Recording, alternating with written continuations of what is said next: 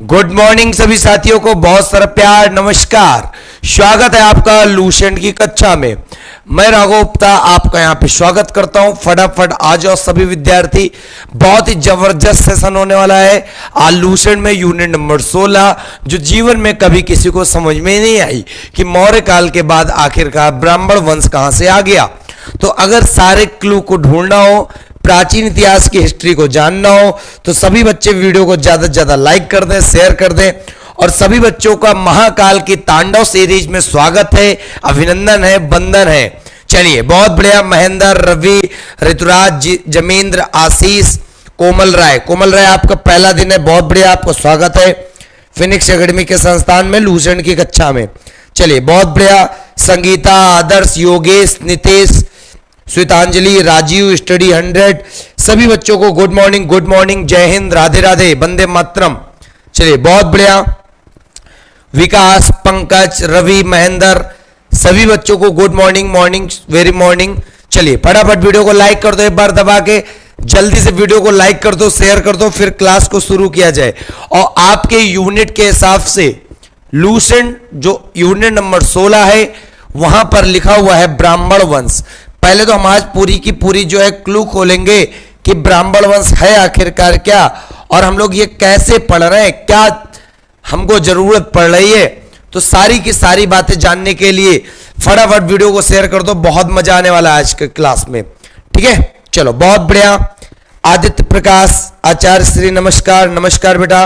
और आपको कोई भी डाउट हो स्टडी पाई एप्लीकेशन डाउनलोड करने से या कोई बैच ज्वाइन करने से, तो दिए गए नंबर पे, स्क्रीन पे जो आपको नंबर दिए गए कॉलिंग नंबर पे आप कॉल कर सकते हो, व्हाट्सएप भी कर सकते हो। चलो, तो साथियों, ब्राह्मण वंश के जानने के पहले तो सबसे पहले तुम समझते हैं कि बहुत ही बढ़िया चीज क्या समझते हैं, तो देखो इधर देखो। जो प्राचीन भारत हुआ करता था, प्राचीन भारत वो ऐसे हुआ करता था। प्राचीन भारत जो हुआ करता था वो ऐसे हुआ करता था। ठीक, यहां पे जो क्षेत्र था वो नदियों का क्षेत्र था,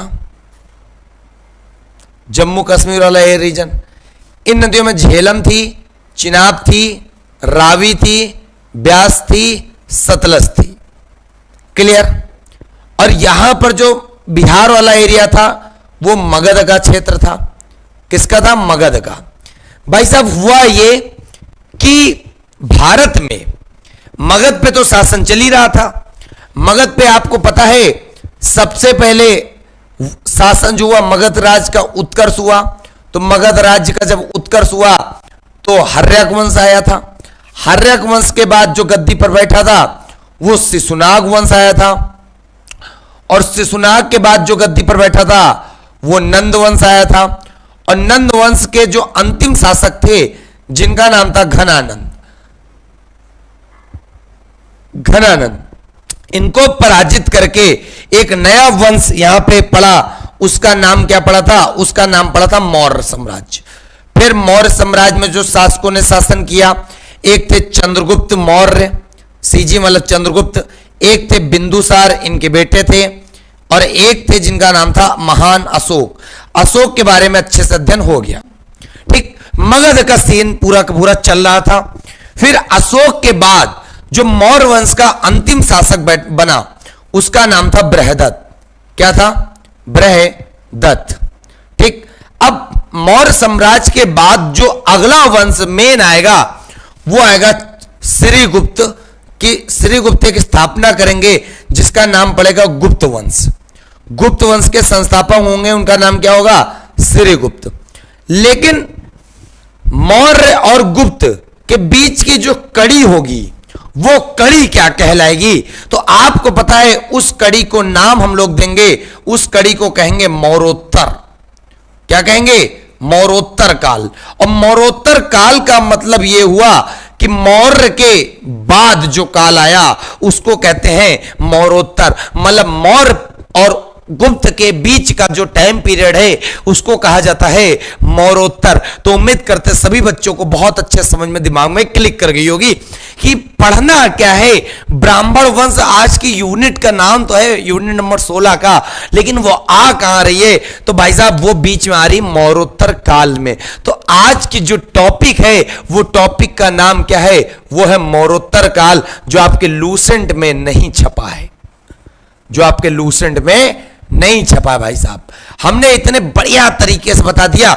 एक बार कमेंट करके सभी लोग बताना क्या दिल से तुम्हें समझ में आई बात कि व्हाट इज मौर्योत्तर काल क्या है, मौर्योत्तर काल क्या है। ठीक है, तो जब मौर्योत्तर काल आपको पता चल गया तो आपको इतनी बात पता चल गई कि मौर्योत्तर का मतलब क्या है। मौर्य प्लस उत्तर, मौर्य के बाद का काल मौर्योत्तर काल, और कह सकते हो मौर्य और गुप्त के बीच का जो काल है वो मौर्योत्तर काल है। और ये प्राचीन भारत बना है। फिर मगध में बृहदत्त की जब हत्या होती है, तो बृहदत्त की जो हत्या होती है तो इसी मौर्योत्तर काल का टाइम पीरियड चलता है। और मौर्योत्तर काल में जो वंश बैठते हैं, शासन करते हैं, उन वंशों का नाम था, उन वंशों को कहते हैं हम लोग क्या, ब्राह्मण वंश। क्या कहते हैं, ब्राह्मण वंश। और ब्राह्मण वंश में जो शासन करने वाले मेन वंश है मगध पे, वो मगध पे वंश कौन कौन से हैं, तो याद रखेगा बृहदत्त की हत्या करके, हत्या कौन करता है, पुष्यमित्र शुंग करता है। तो एक नए वंश की स्थापना करता है जिसका नाम है क्या, शुंग वंश। और शुंग वंश के बाद जो अगला वंश बनेगा उसका नाम है कर्ण वंश। और कर्ण वंश के बाद जो अगला वंश बनेगा उसका नाम है सातवाहन वंश। तो इस प्रकार पता चलता है भाई साहब, क्या पता चलता है कि जो ब्राह्मण वंश है, शुंग वंश, कर्ण वंश, सातवाहन वंश, और कलिंग का चेदी वंश और वाकाटक वंश, सारे के सारे यहां पर वंश यहां पे मिलेंगे आपको। ये सारे आ जाएंगे ब्राह्मण वंश। लेकिन ये ब्राह्मण वंश जो है ये शासन कहां करेंगे, ये शासन करेंगे मगध पे, उसी टाइम पीरियड पे। लेकिन उसी टाइम पीरियड पे आप एक प्रकोप देखते हैं कि नंद वंश के समय में जब घनानंद थे तो इन्हीं के समय में एक आक्रमण व्यक्ति ने किया था, उसका नाम क्या था, उसका नाम था सिकंदर। और सिकंदर ने जब आक्रमण किया तो यही वो झेलम नदी है जहां पर युद्ध हुआ था, जिसको कहते हैं हाइडे स्पीच का युद्ध। क्या कहते हैं, हाइडे स्पीच का युद्ध। और हाइडे स्पीच का युद्ध कहते हैं, और इसी युद्ध को कहते हैं क्या, झेलम का युद्ध। और इसी युद्ध को कहते हैं क्या, वितस्तता का युद्ध। तो चाहे झेलम का युद्ध कह लो, चाहे वितस्तता का कह लो, चाहे हाइडे स्पीच का कह लो, झेलम नदी के किनारे हुआ था सिकंदर प्लस राजा पोरस के बीच में। ये भी हमने आपको बताया। तो ये विदेशी शक्तियां को अलग प्रकोप चल रहा था घनानंद के समय, और ये पूरा का पूरा जो उत्तर पूर्वी इलाका था भारत का, वहां पर आक्रमण चल रहा था।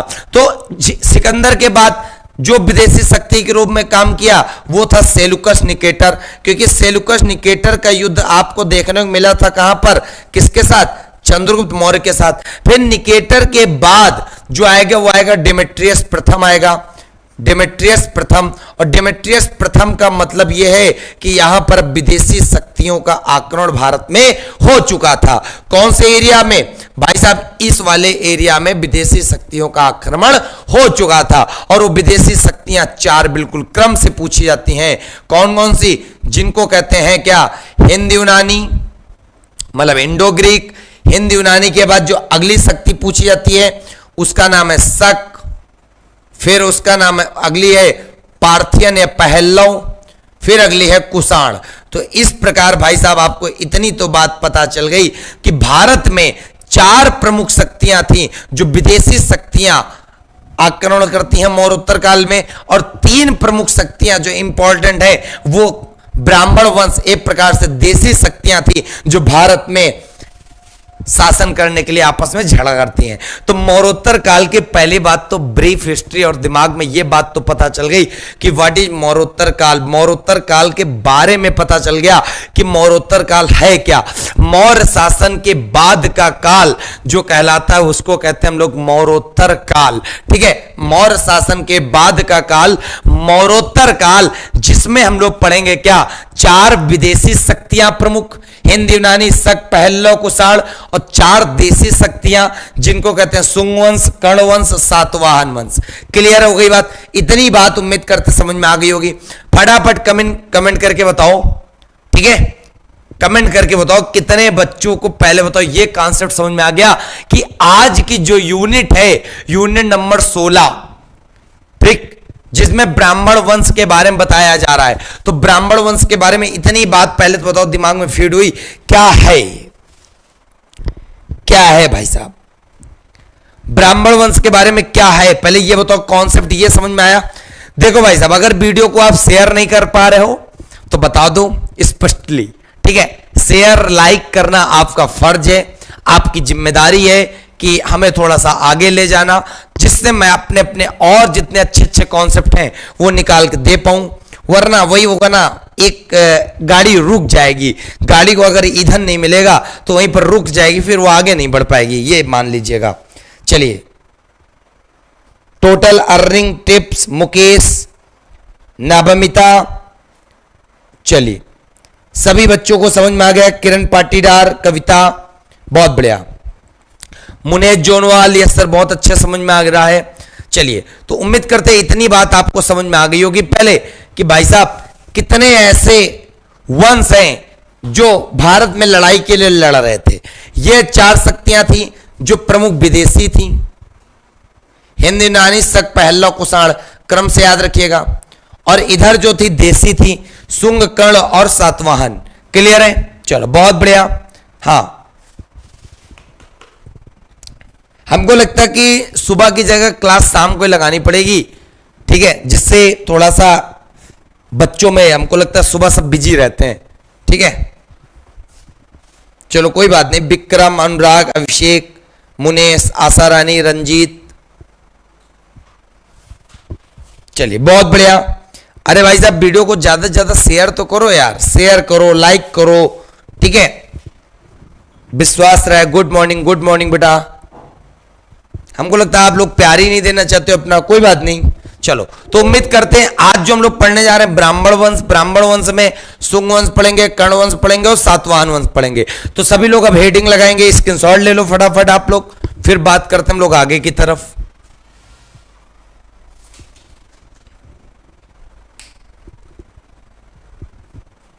चलो, इतनी बात उम्मीद करते हैं आपको समझ में आ गई होगी। बिल्कुल।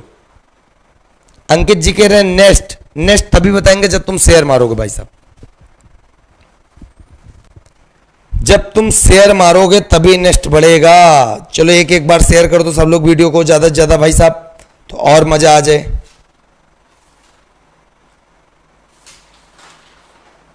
अच्छा, शाम को ही क्लास लगाई जाए। चलिए फिर कोशिश की जाएगी शाम को ही लगेगी, ठीक है?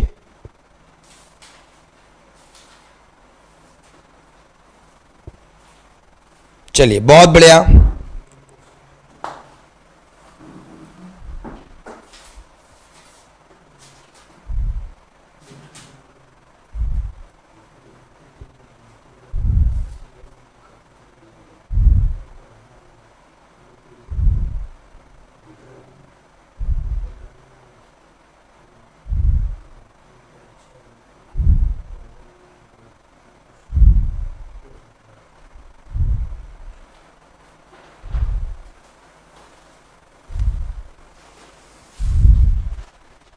अच्छा, कितने बजे बता दीजिएगा? अच्छा, बता देंगे विक्रम जी, बिल्कुल।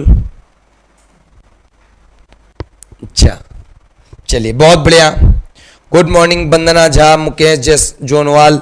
चलिए फिर बात करते हैं हम लोग ब्राह्मण वंश में। एक जो देसी वंश है, अगला देसी वंश के बारे में जो हम लोग पढ़ेंगे वो सबसे पहले कौन सा वंश होगा? वो सबसे पहले होगा सुंग वंश। सुंग वंश,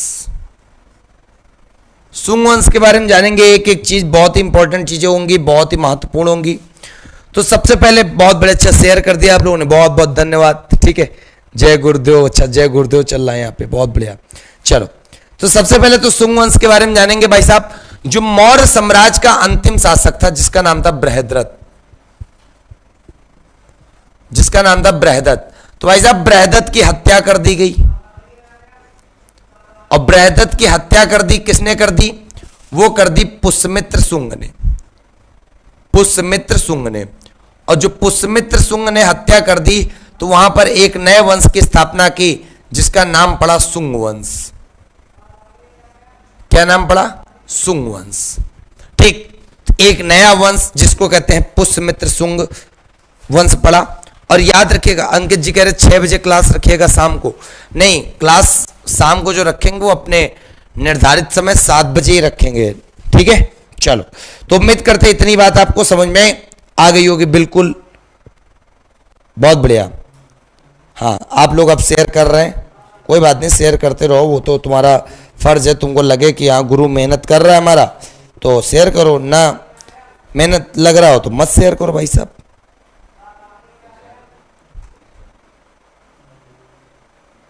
चलो, टोटल अर्निंग कह रहे हैं, कोई कसर नहीं छोड़ेंगे हम। चलो, बहुत बढ़िया भाई साहब, इतनी बात आपको पता चल गई उम्मीद करते। तो पुष्यमित्र शुंग ने अपनी राजधानी क्या बनाई, ये भी पेपर में प्रश्न आता है। कैपिटल इन्होंने अपनी क्या बनाई, तो कैपिटल जो बनाई इन्होंने बनाई विदिशा। विदिशा, और विदिशा जो पड़ता है वो पड़ता है मध्य प्रदेश एमपी में। क्लियर है? मौर्य साम्राज्य का अंतिम शासक बृहदत्त की हत्या कर दी पुष्यमित्र शुंग ने, जिसकी वजह से एक नया वंश पड़ा जिसका नाम है शुंग वंश। और शुंग वंश की जो कैपिटल बनी वो बनी विदिशा।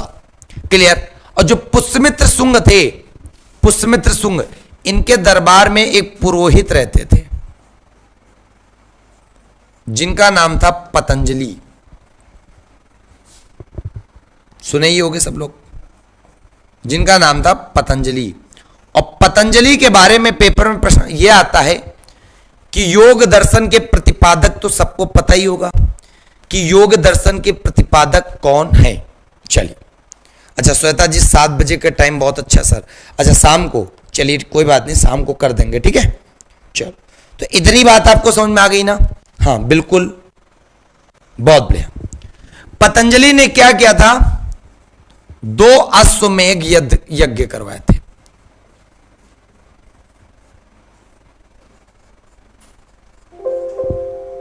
दो अश्वमेध यज्ञ करवाए थे, किसने? पतंजलि ने।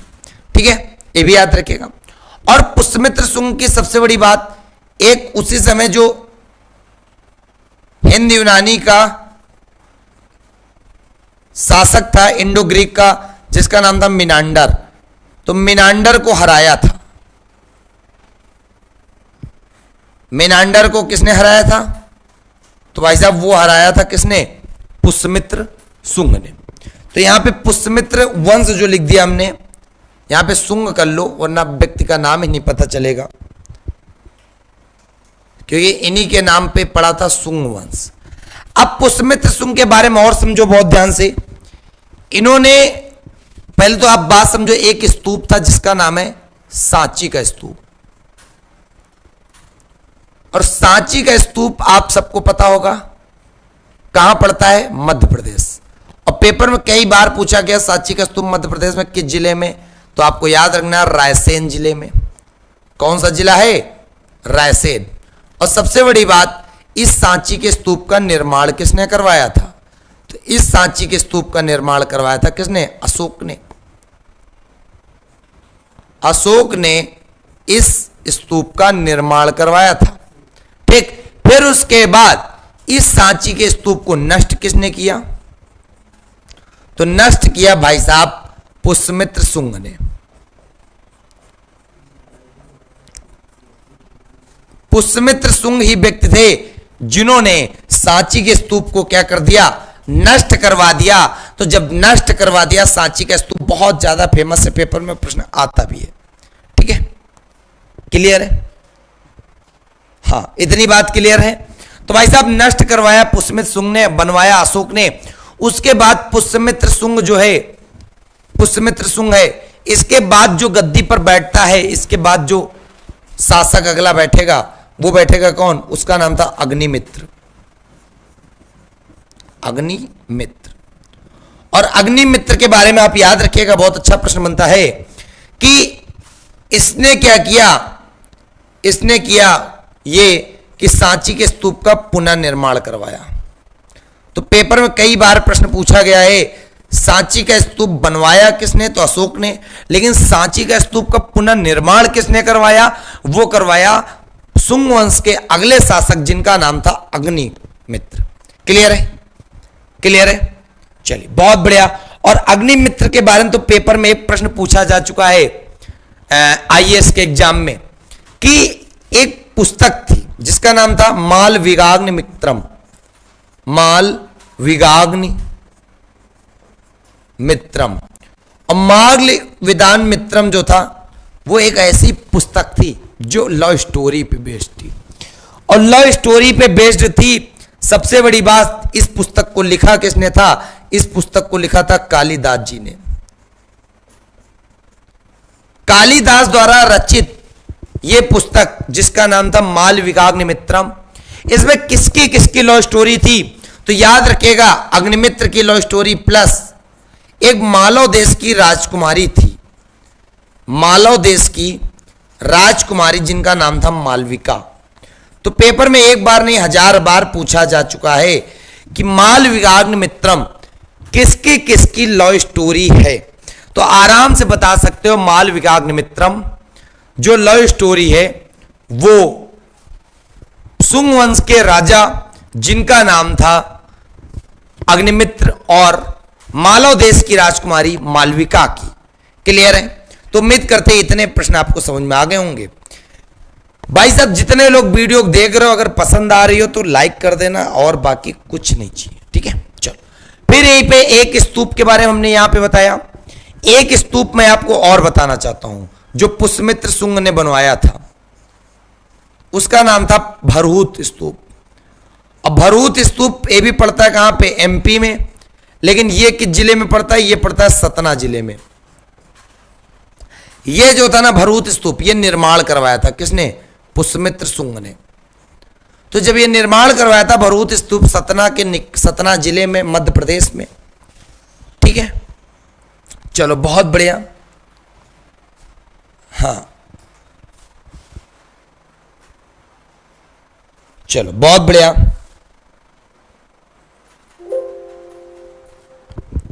एक बालक है जिसका नाम है प्रदेश लोधी, कह रहे इस व्हाट्सएप नंबर पे क्या होगा? भाई साहब इस व्हाट्सएप नंबर पे हम बात करेंगे आपसे। ठीक है, चलो भाई साहब देखो, जिनको त्रिशूल बैच ज्वाइन करना है सभी लोग स्टडी पाई एप्लीकेशन को डाउनलोड कर लेंगे। उस त्रिशूल बैच में जाके ज्वाइन कर लो। जीएस एक बिल्कुल विधिवत तरीके से एक स्टैंडर्ड लेवल की जीएस वहां पे आपको मिल जाएगी जिससे आप बिल्कुल बेफिक्र रहो। ठीक है, चलो बहुत बढ़िया। हाँ, इतनी बात उम्मीद करते हैं आपको समझ में आ गई होगी। फिर उसके बाद इसी में और शासक थे जिनका नाम था वसुमित्र, फिर थे ब्रजमित्र, ठीक है, फिर भागभद्र, फिर लेकिन आखिरी जो शासक थे उनका नाम था देवभूति। देवभूति। तो याद रखिएगा शुंग वंश का जो अंतिम शासक हुआ उसका नाम क्या था? अंतिम शासक का, तो अंतिम शासक का नाम था देवभूति।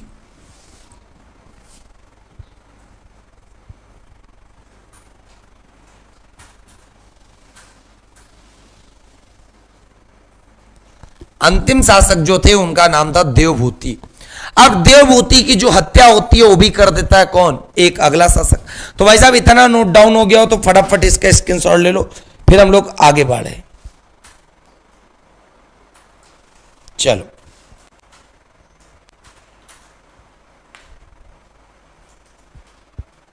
चलो बहुत बढ़िया।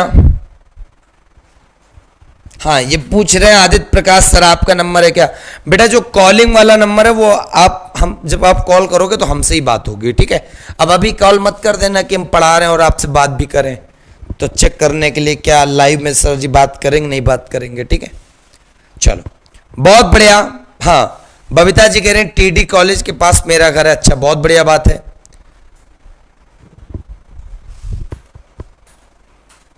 आप लोग अपने घर का परिचय भी यहां पे दिया करो, है ना। पढ़ने आते हो कि भाई साहब रिश्ते उस्ते तय करने हैं सभी बच्चों को। अच्छा, स्क्रीनशॉट लेना, ले लो भाई साहब स्क्रीनशॉट।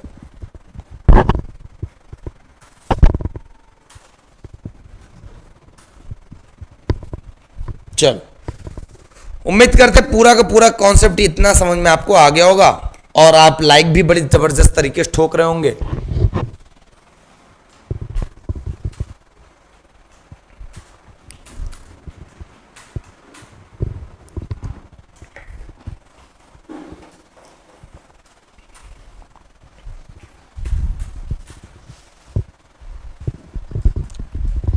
चलिए बहुत बढ़िया।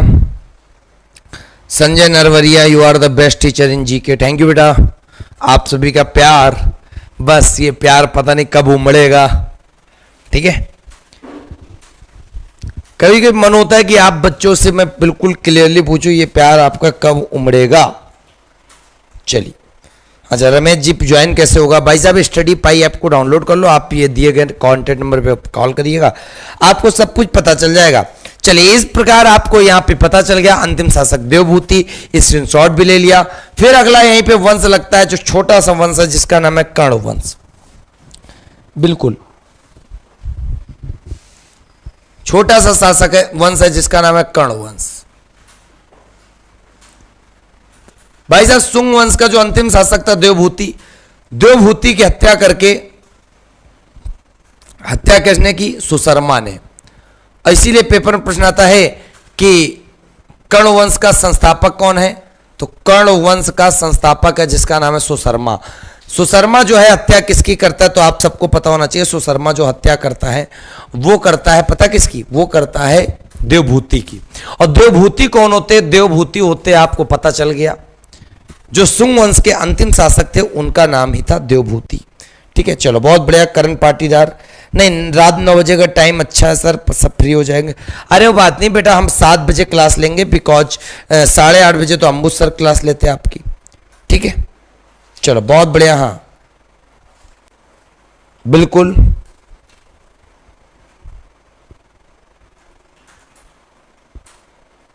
लो सौम्य ठाकरे तो ऐसे सवाल पूछ रहे, पूछो नहीं। अंकित जी मेरा नंबर कौन है? भाई साहब स्क्रीन पे दिख तो रहा है नंबर। ठीक है, चल फिर कर्ण के बाद आपको पता चल गया। अच्छा सुशर्मा, बेटा ये सुशर्मा, सॉरी एक सेकंड, देवभूति की हत्या सुशर्मा नहीं, सुशर्मा तो अंतिम शासक होगा। इनकी जो हत्या करता है वो करता है वासुदेव, और कर्ण वंश का जो संस्थापक होगा वो भी वासुदेव ही होगा। और कर्ण वंश के बारे में बस आपको इतना याद रखना है। दूसरा प्रश्न आपको यही याद रखना है कि अंतिम शासक कौन होता है कर्ण वंश का।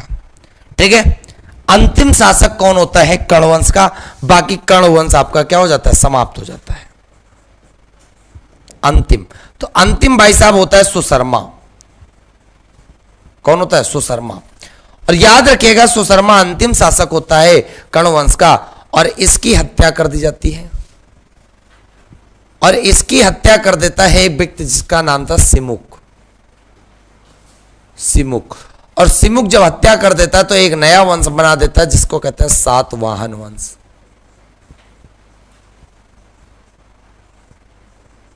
सातवाहन वंश, तो सातवाहन वंश के संस्थापक कौन है? जिसका नाम है सिमुक। ये सारे संस्थापक और अंतिम राजा जरूर याद रखना, क्योंकि पेपर में कई सारे प्रश्न पूछे जाते हैं, वरना आप इधर उधर भटक जाओगे, कोई फायदा नहीं मिलेगा।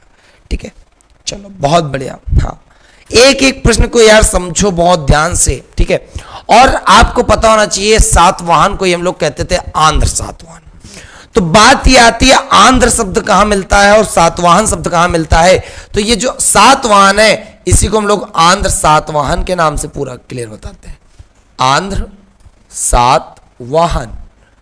तो याद रखिएगा आंध्र शब्द का उल्लेख पता कहां मिलता है? आंध्र शब्द का उल्लेख जो हमें मिलता है वो मिलता है पुराणों में, और जो सातवाहन का उल्लेख मिलता है वो मिलता है अभिलेखों में। और दक्षिण भारत का तरफ का ब्राह्मण वंश था, ये भी याद रखिएगा। इसका जो उल्लेख मिलता है आंध्र का मिलता है पुराणों में, सातवाहन का अभिलेखों में। और सातवाहन वंश की जो कैपिटल बनाई सिमुक ने, वो कैपिटल बनाई किसे पता आपको? वो बनाई प्रतिष्ठान को, वो बनाई प्रतिष्ठान को। और प्रतिष्ठान जो पड़ता है वो पड़ता है महाराष्ट्र में। और ये भी याद रखिएगा महाराष्ट्र में प्रतिष्ठान जो पड़ता है वो कहां पड़ता है? तो आपको पता होना चाहिए गोदावरी नदी के किनारे, गोदावरी नदी के किनारे। मोस्ट इंपॉर्टेंट चीजें हैं जिनके बारे में आप आसानी से आप जान सकते हैं। ठीक है मुनीत जी, अच्छा बहुत बढ़िया, समझ में आ रहा है ना? अरे भाई साहब समझ में तो आना, अगर मैं पढ़ाऊं समझ में आया तो बेकार है। ठीक है, पढ़ाना बंद कर दूं तुरंत। भाई साहब बच्चों को पढ़ाने के लिए तो ये मान लो इतना प्यार है कि आप लोगों को बस पढ़ाना ही तो चाहता हूं। फिर यहीं पे याद रखिएगा सातवाहन वंश ऐसे थे जिनको क्या कहा जाता था, सातवाहन वंश के लोगों को ही कहा जाता था दक्षिणा पथ के स्वामी। दक्षिणा पथ के स्वामी। प्राचीन इतिहास इतनी भंवर में फंसी हुई मझधार है। अब जो टॉपिक है भाई साहब, जैन, बौद्ध और हड़प्पा, वैदिक, कौन नहीं पढ़ा लेता, सब पढ़ा लेते हैं। बट मामला फंसता जाके यहीं से कि व्हाट इज ब्राह्मण वंश, व्हाट इज यहीं पे विदेशी आक्रमण क्या होते हैं, डेमेट्रियस कौन था, ये सब कौन थे। तो सबसे बड़ी प्रॉब्लम यहीं पे बसती। और जो टीचर ये मान लो जब यहां से आपको मझधार पार करा दे तभी उसकी जीत है और तभी बच्चों को समझा पाया। वरना भाई साहब प्रेजेंट टाइम का सिनेरियो ये है कि हड़प्पा, वैदिक, यहां से तो प्रश्न भी अब नहीं बनते। ठीक है, यहां से तो प्रश्न भी नहीं बनते। अब तो प्रश्न जो बनने लगे हैं वो एक स्टैंडर्ड लेवल क्रिएट हो चुका है जो यहां से क्रिएट हो रहे हैं। और जब बच्चों को यहां से प्रश्न मिलते हैं तो कंफ्यूज हो जाता, कहता क्या है, कहता है यार इतनी बेकार प्राचीन इतिहास है कि वहां पर क्या है ना, क्या पढ़ें क्या याद करें, दक्षिण वाला तो जीवन में आज तक हमारे समझ में नहीं आया। मौर्योत्तर काल उनसे पूछ लो तो अभी मौर्योत्तर का मतलब नहीं पता है। मौर्योत्तर में यह नहीं पता है कि कौन सा शासक कौन से वंश अपने अपने यहां पे शासन करके गए, नहीं पता बच्चों को। क्यों नहीं पता? क्योंकि वो कभी ठीक से पढ़ाई करते ही नहीं है। वो तो सिर्फ मक्कारी के नाम पे वही है ना, जिंदगी काट रहे हैं। कोरोना वैसे भी जिंदगी का कोई ठिकाना नहीं रखे और आप उससे भी डबल मक्कार हैं। अरे भाई साहब बहुत लोग तो सोच के बैठे हैं कि जीवन ही नहीं रहेगा, बट मैं कहता हूं अगर जीवन रह गया तब क्या करोगे? तो क्या फुटपाथ के किनारे बैठ के भीख मांगोगे? तो भाई साहब जब कोई रहेगा नहीं तो देगा कौन? तो इसीलिए अपना सहारा खुद ही ढूंढ लो। ठीक है, जानकी लाल मीना कंप्लीट सिलेबस करा देना, ऐसा आप लोग आदेश देते हो, मैं पूछो मत। ऐसा लगता है कि आपका आदेश आंखों सिर पर।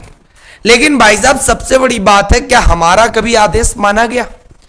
क्या हमारा कभी बात मानी गई? नहीं मानी गई। क्यों नहीं मानी गई? क्योंकि मेरी वैल्यूएशन ही कहां है।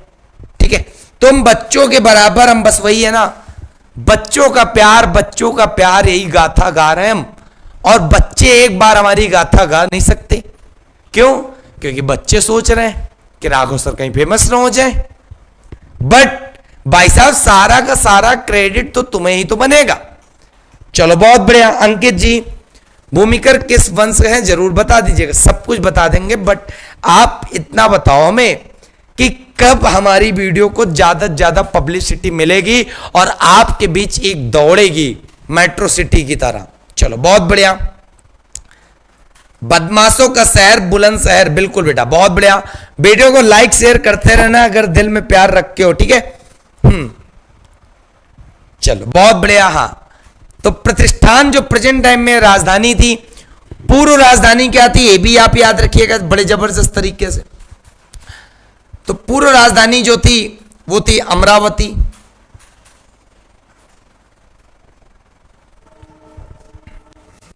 पूर्व राजधानी सातवाहन वंश की थी जिसका नाम था अमरावती। वर्तमान में जो राजधानी उसका नाम है प्रतिष्ठान। तो उम्मीद करते इतनी बात आपको समझ में आ गई होगी। ठीक है, चलिए बहुत बढ़िया। फिर देखो भाई साहब बहुत ही जबरदस्त अंदाज में, सातवाहन वंश ऐसा वंश था जिसने सबसे पहले भूमि दान देने की प्रथा स्टार्ट की। किसकी प्रथा? भूमि दान।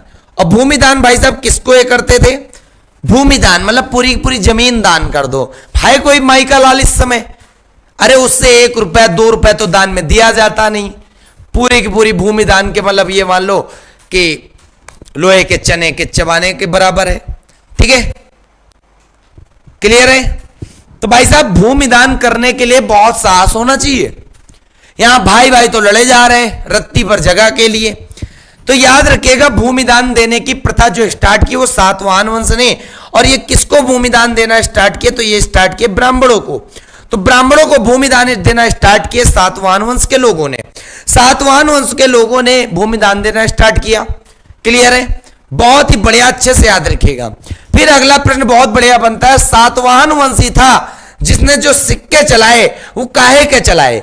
चांदी के तो सब चला ले गए, सोने के चले, तांबे के चले, लेकिन इन्होंने एक ऐसी चीज के सिक्के चलाए जो सोचने पे वास्तव में मजबूर करता है दिमाग को। वो क्या थे? शीशे के सिक्के। हम तो शीशा आज तक चेहरा देखने में यूज किए, कैसी है हमारी सूरत, हमको लड़की पसंद आएगी नहीं आएगी, हमको लड़का पसंद आएगा नहीं आएगा। लेकिन पहली बार इतिहास में हमने देखा तो शीशे को काट काट के सिक्के बना दिए गए। किस शासन काल में? तो भाई साहब वो था सातवाहन वंश के। तो याद रखिएगा, चांदी, फिर सोना, फिर तांबा, और फिर यहीं पे सबसे महत्वपूर्ण चीज शीशा। और शीशा के साथ साथ एक चीज होती थी जिसको कहते थे प्रोटीन। इन सभी धातुओं के सिक्के चलवाए किसने? चलवाए इन सभी धातुओं के सिक्के चलवाए किसने? सातवाहन वंश ने। तो बहुत बड़ी बात थी ये, ठीक है, बहुत बड़ी बात थी कि चांदी, तांबा, शीशा के सिक्के चलवाना, शीशा के सिक्के चलवाने एक प्रकार से बहुत बड़ी बात थी। तो ब्राह्मणों को भूमि दान कौन से वंश के शासकों ने किया? सातवाहन वंश ने। और इसके पहले आपने जो वंश पढ़ा वो पढ़ा सुंग वंश, जिसमें अश्वमेध यज्ञ हुए। इसमें भी अश्वमेध यज्ञ हुए थे, इसमें भी अश्वमेध यज्ञ हुए थे। हाँ, ये देखो एक बालक आ गए हैं जो कह रहे हैं सर आप पागल बना रहे हैं, इनकी हमने जमीन लिखवाई है तो ये कह रहे हैं पागल बना लिए। हम वकील हैं और ये क्लाइंट हैं, तो हम इनको पागल बना रहे हैं भाई साहब को, संदीप रावत जी को। तो कुछ नमूने भी हैं, और नमूने नहीं होंगे तो मजा कहां आएगा भाई साहब। नमूने होना जरूरी है जीवन में, ठीक है। नमूने नहीं होंगे तो देखने क्यों जाएगा कोई किसी को, और जब तक नमूने नहीं मिलेंगे तब तक मजा भी नहीं आएगा जीवन जीने का। बहुत बढ़िया।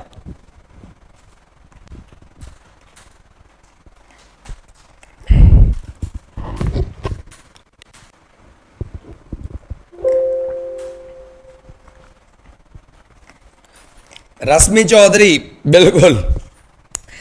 क्या किया जाए भाई साहब, इनके लिए जितना बोलो उतना कम। इनके लिए भी कह दो तो ये कहेंगे कि हमको कह रहे हो आप, तो हम कहेंगे नहीं, चलो भाई साहब हम ही बन जाते हैं, हम ही पागल हैं, ठीक है, हम ही पागल हैं, और क्या कर सकते हैं हम।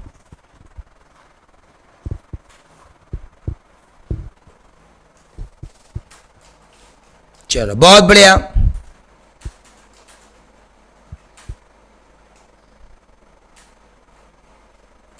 अच्छा, संजय जी कह रहे हैं कि फर्स्ट टाइम जीके पढ़ने में मजा आ रहा है, बाकी सभी टीचर्स लिख लेते हैं इतिहास को और बोलते हुए चले जाते हैं। चलो संदीप बेटा, आपसे हमने क्या झूठ बोल दिया, आप इतना गुस्सा आ रहे हो मेरे ऊपर बालक।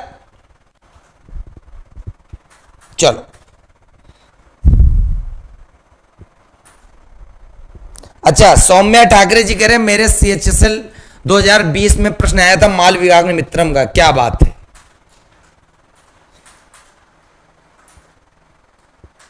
चलिए सोनू जी, फिजिक्स का क्लास, सबका क्लास तुम्हें चाहिए भाई साहब, हमारा क्लास कब लगेगा भैया। चलो आरती पाल, गुड मॉर्निंग, गुड मॉर्निंग। हाँ, अब देखो बहुत ध्यान से, आपको पता होना चाहिए बहुत अच्छे से। क्या पता था? सिंधु घाटी सभ्यता में जो था, सिंधु घाटी सभ्यता में वो समाज कैसा था? वो मातृ सत्तात्मक था। और यहां पर भी समाज किसका चलता था? माताओं का, मातृ सत्तात्मक समाज था, ठीक।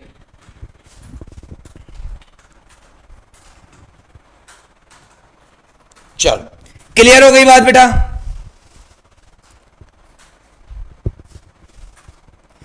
मोहम्मद रेहान फजल, अब इतिहास बहुत कम पूछता है, आप देख के नहीं आए पेपर को। और मैंने कोई ये नहीं कहा कि आप इतिहास पढ़ो, मैंने ये कहा लूसेंट आप पढ़ो। लूसेंट शुरुआत से एक एक लाइन से पढ़ा रहा हूं, आपको नहीं पढ़ने का मन आप मत पढ़िए, जब आपको जहां से पेपर पूछता है वहां से पूछिएगा, पढ़िएगा, ठीक है।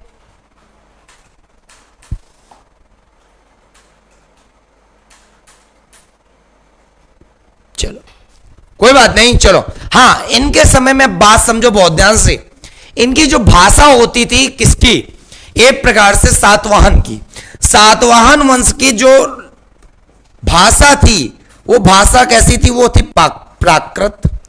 और लिपि कैसी थी, लिपि सबको पता होगी, वो लिपि थी ब्राह्मी, क्योंकि भारत में लिपि कैसी फेमस थी, उसका नाम था ब्राह्मी। और सबसे बड़ी बात, तो इसको हम थोड़ा सा छोटा करेंगे, आप स्क्रीनशॉट ले लो, फिर आगे बढ़ाएं हम आपको, ठीक है। चलो नीतीश जी, हमने आपका भी नाम ले लिया, क्या परेशान हो भाई साहब। चलो आदित्य प्रकाश कह रहे हैं टीचर को जो नीचा दिखा है लाइव में कुछ नहीं कर सकता। भाई साहब मैं तो ये सब कुछ नहीं कहूंगा, लाइव में बहुत तरक्की करें, उन्नति करें, नवराज चल रहे हैं, माता का आशीर्वाद इनके ऊपर बना रहे, ठीक है। बच्चे हैं, कभी कभी गलतियां हो जाती हैं सबको, बट बच्चों को थोड़ा सा सोचना चाहिए भाई साहब, हमने आपके साथ कोई अपराध किया हो तो आप हमें दंडित करें, ठीक है, बट हमने जब कोई अपराध नहीं किया तो दंड देने का अधिकार आपके अंदर कहां से आ गया। सिंपल सी बात है, ठीक है, सिंपल सी बात है। अपराधी को संविधान में भी लिखा हुआ है कि व्यक्ति को अपराध के लिए दंडित कभी किया जा सकता है जब उसने कोई अपराध किया हो, और एक अपराध के लिए एक ही बार दंडित करोगे, 10 बार नहीं। जैसे आपने कह दिया था पागल बना रहे, एक बार लिख दो भाई सब, 10 बार लिखने नहीं क्या हो सकता क्या, ठीक है। आपको शायद पता नहीं होगा आर्टिकल 20 में गिरफ्तारी के विरुद्ध संरक्षण है, ठीक है, और 22 में अपराधों के लिए। तो भाई साहब एक बार के लिए एक बार सजा दो मुझे, ठीक है, बहुत बढ़िया। मुनेश जी बहुत बढ़िया बेटा, शाबाश, सभी बच्चे बहुत बढ़िया। अब्दुल कादिर, आपका नाम हमने ले लिया अब्दुल बेटा। आप सभी का देखो टारगेट है भाई साहब, एक बार मेरा सपोर्ट करो। हम ये सोचते हैं, जानते हैं, क्या आप सबके बच्चों के संपर्क में 5-5, 10-10 लोग पढ़ने वाले नहीं हैं? तुम 5-5, 10-10 मत जोड़ो, तुम ज्यादा से ज्यादा बस 3-3 लोग जोड़ लो। 3-3 अगर जोड़ दिए तो यही 100 बन के हो जाएंगे 300, उसके बाद वो सिर्फ 2-2 जोड़ देंगे, हो जाएंगे 500। भाई साहब चेन बनने में टाइम नहीं लगेगा, सिर्फ एक वो करना है, क्या नाम है, सिर्फ एक चैन बनानी है, चैन की शुरुआत करनी है, और वो तभी हो जाएगा जब क्या हो जाएगा, आप लोगों का सपोर्ट। चलिए स्क्रीनशॉट हो गया होगा, बात करते आगे की तरफ, इसको लगा देते यहां पे, ठीक है। फिर सातवाहन वंश के बारे में बात समझिए। इनके दरबार में साहित्यकार भी हुआ करते थे,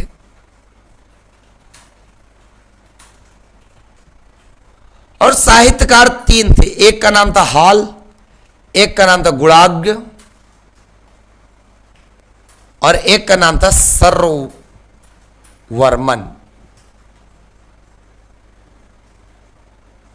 सर्ववर्मन, हाल, गुणाग्य। बहुत अच्छे बात समझिएगा, हाल की जो पुस्तक थी, हाल की जो पुस्तक थी वो बच्चा कभी जीवन में नहीं भूलता है। क्या नहीं भूलता है? क्योंकि भाई साहब जब कहा जाता है क्या हाल है तुम्हारे, तो व्यक्ति ये कहता है अरे भैया गाथा, वो जब बताने लगता है तो ये कहता है भैया गाथा बंद करो, अब ज्यादा गाथा हमें तुम्हारी नहीं सुननी है। तो याद रखिएगा हाल की जो पुस्तक का नाम है उसका नाम है गाथा सप्तशती। गाथा सप्तशती किसकी पुस्तक का नाम है? वो पुस्तक का नाम है किसकी? हाल की। याद हो गई। गुणाग्य की, तो भाई साहब गुणाग्य की बात आती मतलब किसी व्यक्ति के अंदर कई प्रकार के गुण होते हैं, और जब कई प्रकार के गुण होते हैं मतलब एक प्रकार से बड़े लेवल पे गुण पाए जाते हैं, और जब वो बड़े लेवल पे गुण पाए जाते हैं तो उनको हम लोग कह सकते हैं, क्या कह सकते हैं? गुणा की बृहद कथा, मतलब गुणों की इतनी बड़ी कथा है कि बता नहीं सकते हम। तो गुणाग्य की पुस्तक का नाम हो गया बृहद कथा, हाल की पुस्तक का नाम हो गया गाथा सप्तशती, और फिर इसके बाद सर्ववर्मन का, सर्ववर्मन का मतलब है कातंत्र। इनकी पुस्तक का नाम है कातंत्र, ठीक है। हाँ, अजय जी कह रहे हैं आपने पे कोर्स चालू किया लूसेंट का, जीएस का। भाई साहब अजय जी मैं आपको बताना चाहता हूं वो पे कोर्स एक स्टैंडर्ड लेवल जीएस है, आप यहां तक कि पीसीएस की जीएस भी मेंटेन कर सकते हो, और वहां पे जब आप जाके अभी आप स्टैटिक जीके जब हमसे पढ़ोगे, पॉलिटी पढ़ोगे, ज्योग्राफी पढ़ोगे, वहाँ पे एक लेवल बनी हुई है, जैसे एक अच्छे लेवल की, मतलब कोई भी पेपर आप फोड़ सकते हो। और लूसेंट का जो स्टैंडर्ड है वो तो मैं क्रिएट किए हूँ। वो देखो, आप कभी भी लूसेंट मिला लो, मेरा लेक्चर मिला लो, लूसेंट अगर ये है तो मेरा लेक्चर यहाँ पे है, लूसेंट अगर ये है तो मेरा लेक्चर यहाँ पे है, ठीक है। बट वहां पे जो जीएस का लेवल है वो ये है तो वो है। तो भाई साहब देखो, दोनों में फर्क है, ठीक है। और वो भाई साहब पे कोर्स इसलिए है क्योंकि भाई साहब देखो, जो जैसे मान लो थोड़े से बहुत एक्सपेंसेस होते, खर्चे होते, जैसे मान लो हमारा भी घर परिवार है, और जैसे लोग लगे हुए हैं बराबर, यहाँ पे टाइप करने वाले लोग बैठे होते हैं, कंटेंट तैयार करते हैं, और कुछ एडिटर लोग होते हैं, तो सबके लिए सबका ख्याल रखना पड़ता है। अब जैसे आपको पता है ऑफलाइन क्लासेस बंद है, ऑनलाइन क्लासेस, तो थोड़ा बहुत रोजी रोटी का सवाल हो जाता है, बाकी कुछ नहीं, ठीक है। चल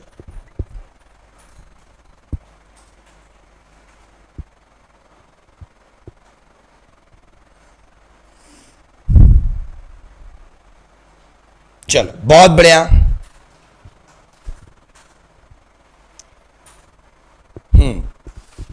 गुड मॉर्निंग नरेंद्र, किरण पाटीदार, चलो बहुत बढ़िया। और किसी को कोई डाउट हो तो आप तुरंत कॉल कर लीजिएगा, ठीक है। आप कॉल कर लीजिएगा, पूछ लीजिएगा जो भी डाउट हो। जो 7007712108 है, कॉल करेंगे, मुझसे ही बात होगी, ठीक है। चलो बहुत बढ़िया।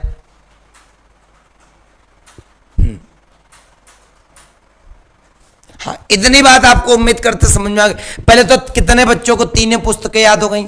हाल की पुस्तक का नाम क्या था? गाथा सप्तशती। क्या हाल है जनाब आपके? तो वो सुनाने लगता है, कहता बस करो भैया, गाथा हो गई। फिर उसके बाद गुणाग, गुण जो है एक बड़े लेवल पे कथा के रूप में, बृहत कथा। फिर है सर्ववर्मन, जिसको कहते हैं क्या? कातंत्र, याद रखिएगा, ठीक है। चलिए बहुत बढ़िया। हाँ सौरभ बेटा, वो भी क्लासेस होंगे, एमपीपीएससी मेंस की भी। मेंस ऑलरेडी मैं पढ़ाता हूँ स्टडी पाई ऐप पे, ठीक है। मैं पॉलिटी, ज्योग्राफी, दो चीजें बहुत ही जबरदस्त सब्जेक्ट है मेरे, और पूरा पूरा पढ़ाता हूँ, ठीक है। चलो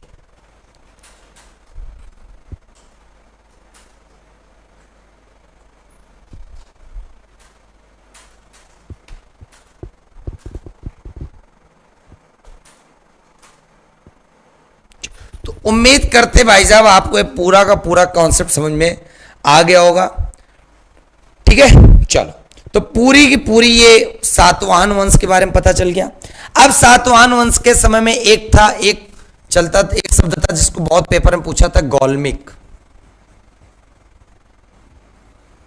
गौल्मिक। और गौल्मिक क्या होते थे? तो गौल्मिक होते थे सैनिक टुकड़ी का प्रधान। गौल्मिक जो होते थे उनको कहते थे सैनिक टुकड़ी का प्रधान। सैनिक टुकड़ी का प्रधान जिसको कहते थे गौल्मिक। क्लियर है? याद रखिएगा। और इसमें जो होते थे 9 रथ होते थे, 9 हाथी होते थे, 25 घोड़े होते थे, और 45 पैदल यात्री होते थे। याद रखिएगा, 9 रथ, 9 घोड़े, ठीक है, और सॉरी 9 हाथी, 25 घोड़े, 45 पैदल सिपाही होते थे। कोमल राय आपका नाम ले लिया बेटा, आप क्यों परेशान हो रही हैं? रोइए मत सभी बच्चे, ठीक है। अजय जी कह रहे हैं सर थोड़ा रुपीज कम करो ना सर। बेटा बहुत ही रेयर केस में रुपीज है, ये मान लीजिए बिल्कुल नॉमिनल फीस है। 1 साल पढ़ोगे, और 1 साल का मतलब हो गया कि मंथली आपका 150 रुपी है, सिर्फ 150 रुपया मंथली है, ठीक है, उससे भी कम है। याद रखिएगा। आप एक बार हमसे पढ़िए तो पूरी, आप एक बार अगर जीएस हमसे पूरी पढ़ेंगे तो आपको जीएस में इधर उधर भटकना ही नहीं पड़ेगा। वनडे एग्जाम तो बहुत ही सरल चीज है, छोटी चीज बना देता हूं मैं उसको, ठीक है। चलिए बहुत बढ़िया।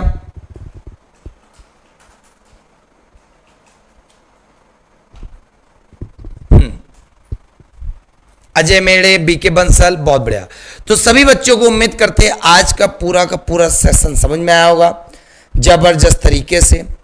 और एक प्रश्न बिल्कुल आखिरी में बताना चाहता हूं मैं, यह था उत्तर भारत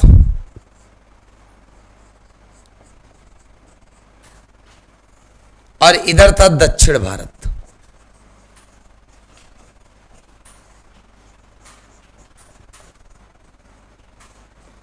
तो उत्तर भारत और दक्षिण भारत के मध्य जो सातवाहन वंश थे, सातवाहन वंश वो एक सेतु के रूप में कार्य करते थे।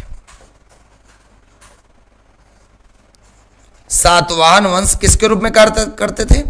सेतु के रूप में। तो याद रखिएगा उत्तर भारत तथा दक्षिण भारत के मध्य सातवाहन वंश ही ऐसा वंश था जो सेतु के रूप में कार्य करते थे। ठीक है, चलिए बहुत बढ़िया। अंकित जी आपका सबसे अच्छा पेपर कौन है? बेटा सारे पेपर मेरे अच्छे हैं। ठीक है, चलो क्लियर। रश्मि चौरे, राजेश, बबीता, चलिए उम्मीद करते सभी बच्चों को समझ में आ गया होगा। अब वीडियो को लाइक कर दीजिएगा, शेयर कर दीजिएगा। और आज से 16 नंबर यूनिट ब्राह्मण वंश का क्या हो जाता है? समापन। अब इसके बाद हम लोग जो कंटिन्यू करेंगे वो अगली क्लास में। और सभी बच्चों को बताना चाहते हैं कि कल है संडे और जो अब ये लूसेंट की क्लास लगेगी वो लगेगी मंडे से। ठीक है, वो लगेगी मंडे से। और शायद मंडे को अब मैं आपको इन्फॉर्म कर दूंगा कम्युनिटी पे, शायद क्लास को मैं शाम को ही ले जाऊं क्योंकि सुबह हमें लग रहा है बच्चे काम वाम में बिजी हैं। चलिए आनंद, आनंद, परमानंद, बहुत बढ़िया। बदमाशों का शहर एप्लीकेशन पर जीके किस एग्जाम के लिए है स्पेशल? भाई साहब सारे एग्जाम के लिए, आप सारे एग्जाम फोड़ के आओगे इतना हमारा गारंटेड है। ठीक है, चलिए अब भाई साहब एक बात और मैं आपसे बताना चाहता हूं, बताना ये चाहता हूं सबसे बड़ी बात कि कल है संडे और कल संडे है, कल चलेगी रीजनिंग। और रीजनिंग चलेगी एक बहुत ही धमाकेदार सेशन के रूप में। और जो रीजनिंग की क्लास होगी वो कल सुबह होगी, कल सुबह या शाम को रीजनिंग की क्लास होगी। वो सूचित किया जाएगा, पहले से शेड्यूल लगा दिया जाएगा। तो पूरा का पूरा आपको बता दिया जाएगा कि कितने बजे से रीजनिंग की क्लास अवेलेबल होगी। ठीक है, चलिए बिल्कुल। विक्कीपन जी साइंस भी पढ़ाएंगे हम आपको। करंट इसलिए नहीं ले रहे हैं शुभम बेटा क्योंकि आप लोग सपोर्ट नहीं कर रहे मेरा। ठीक है,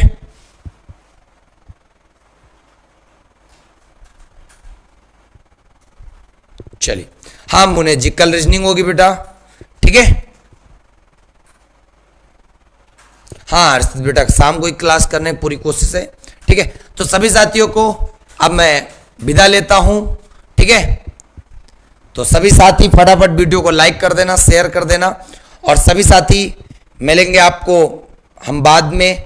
ठीक है, अभिनव सिंह जी कह रहे हैं सभी सातवाहन वंश के सभी शासकों को बताओ। अरे भाई साहब सातवाहन वंश के सभी शासकों में प्रश्न आते ही नहीं है ज्यादा। ठीक है, वही सतकर्णी प्रथम, गौतमी पुत्र, वशिष्ठी पुत्र, पुलवामी। ठीक है, चलो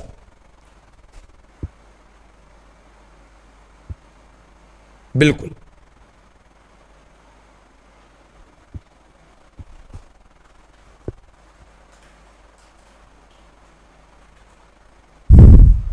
चलो साथियों अब मैं आपसे विदा लेता हूं। ठीक है, चलिए जय हिंद, जय भारत, वंदे मातरम।